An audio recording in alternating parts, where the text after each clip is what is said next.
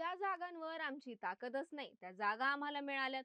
महाविकास आघाडीत काही दिवसांपूर्वी नाराजीचा सूर आवळलेल्या काँग्रेसच्या आमदार वर्षा गायकवाडांना काँग्रेसनं उमेदवारी जाहीर केली, पण दक्षिण मध्य मुंबईतून नाही तर उत्तर मध्य मुंबईतून. पण ही उमेदवारी म्हणजे वर्षा गायकवाडांची नाराजी खरी ठरवणारी आहे का? उत्तर मध्य मुंबईत नक्की कोण पॉवरफुल आहे? वर्षा गायकवाडांविरोधात आता महायुती कोणता पत्ता उघडणार आणि गेम कुणाचा होणार? उत्तर मध्य मुंबईतली राजकीय गणित काय आहेत जाणून घेऊयात या व्हिडिओतून. आता उत्तर मध्य मुंबई हा मुंबईतला असा मतदारसंघ आहे जो कोणत्या एका पक्षाचा बालेकिल्ला नाही. आलटून पालटून सगळ्या पक्षांना या मतदारसंघात संधी मिळाली. भारतीय कम्युनिस्ट पक्ष, मार्क्सवादी कम्युनिस्ट पक्ष, जनता पार्टी, भारतीय रिपब्लिकन पार्टी, काँग्रेस, शिवसेना, आलटून पालटून आणि त्यानंतर आता भाजप अशा वेगवेगळ्या विचारसरणीच्या पक्षाच्या उमेदवारांनी या मतदारसंघाचं प्रतिनिधित्व केलेलं आहे. आता या बहुरंगी मतदारसंघातलं राजकीय गणित कसं आहे त्यावर नजर टाकू. उत्तर मध्य मुंबई लोकसभा मतदारसंघात 6 विधानसभा मतदारसंघ येतात. यापैकी विले पार्लेत पराग अल्वाणी आणि वांद्रे पश्चिम मध्ये आशिष शेलार हे भाजपचे आमदार आहेत. चांदिवलीत दिलीप लांडे आणि कुर्ल्यात मंगेश कुडाळकर हे शिवसेनेच्या शिंदे गटाचे आमदार आहेत. कलिना विधानसभा मतदारसंघात संजय पोतनीस आमदार आहेत. आता शिवसेनेतल्या बंडानंतर त्यांनी उद्धव ठाकरेंची साथ दिली. तर वांद्रे पूर्वचे आमदार झिशान सिद्दीकी हे काँग्रेसच्या तिकिटावर निवडून आलेले एकमेव आमदार आहेत. पण त्यांचे वडील बाबा सिद्दीकींनी काँग्रेसचा हात सोडत अजितदादांच्या राष्ट्रवादीत प्रवेश केला. त्यानंतर झिशान सिद्दीकींनीही काँग्रेस पक्षावर नाराजी व्यक्त केली होती. त्यामुळे इथं झिशान सिद्दीकींची भूमिका महत्वाची ठरू शकते. तर भाजपच्या पूनम महाजन गेली 2 टर्म इथून खासदार म्हणून निवडून आलेल्या आहेत. आता हा मतदारसंघ महत्वाचा काय याचा विचार केला तर या मतदारसंघात वेगवेगळ्या जाती धर्माचे, वेगवेगळ्या आर्थिक आणि सामाजिक स्तराचे लोक राहतात. सोप्या भाषेत बोलायचं झालं तर बीकेसी सारखं आर्थिक केंद्र, बड्या बड्या बँका आणि परदेशी कंपन्यांचे ऑफिस पण या मतदारसंघात आहेत. आणि दुसरीकडे मोठ्या प्रमाणात झोपडपट्ट्या, कोळीवाडेही या मतदारसंघात पाहायला मिळतात.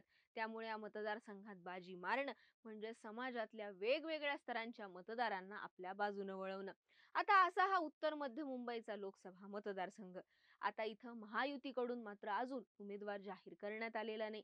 विद्यमान खासदार पूनम महाजन, आशिष शेलार, अमित साटम यांच्या नावाची जोरदार चर्चा आहे. तर महाविकास आघाडीच्या जागा वाटपात हा मतदारसंघ काँग्रेसला सुटला आणि अखेर इथं वर्षा गायकवाड यांच्या उमेदवारीवर शिक्कामोर्तब झालं. पण दक्षिण मध्य मुंबईत आपली ताकद वाढवू पाहणाऱ्या वर्षा गायकवाड उत्तर मध्य मुंबईत बाजी मारतील का असा प्रश्न आहे. कारण महाविकास आघाडीच्या जागा वाटपात मुंबईत काँग्रेसला उत्तर मुंबई आणि उत्तर मध्य मुंबई अशा 2 जागा सोडण्यात आल्या.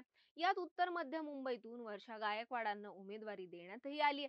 पण काँग्रेसला हवी होती ती दक्षिण मध्य मुंबईची जागा, कारण या ठिकाणी एकनाथ गायकवाड हे काँग्रेसचे माजी खासदार राहिलेले.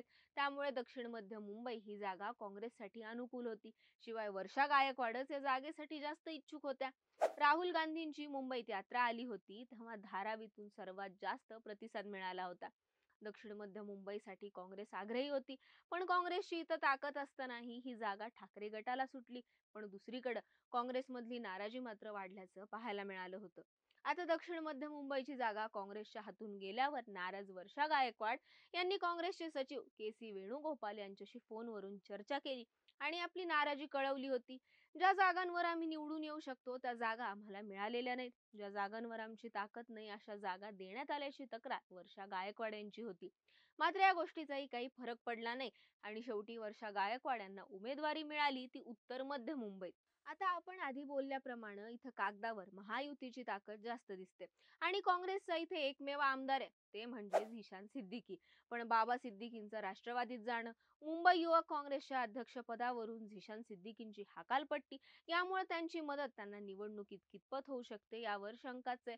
त्यात गेल्या काही निवडणुकीत काँग्रेसला मिळालेली मतं पाहिली तर ही निवडणूक वर्षा गायकवाड यांच्यासाठी चॅलेंजिंग नक्कीच ठरू शकते. 2004 ते 2014 या मतदारसंघात काँग्रेसचा खासदार होता.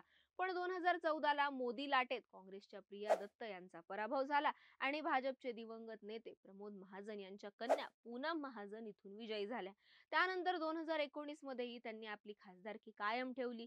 आता आकडेवारीवर नजर टाकली तर 2014च्या लोकसभा निवडणुकीत महाजनांनी त्यांच्या प्रतिस्पर्धी आणि काँग्रेसच्या उमेदवार प्रिया दत्त यांचा 1,86,000 मतांनी पराभव केला.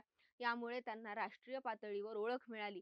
त्यानंतर 2019 मध्येही त्यांनी यांनी पुन्हा एकदा प्रिया दत्त यांचा 1,30,000 मतांनी पराभव केला होता.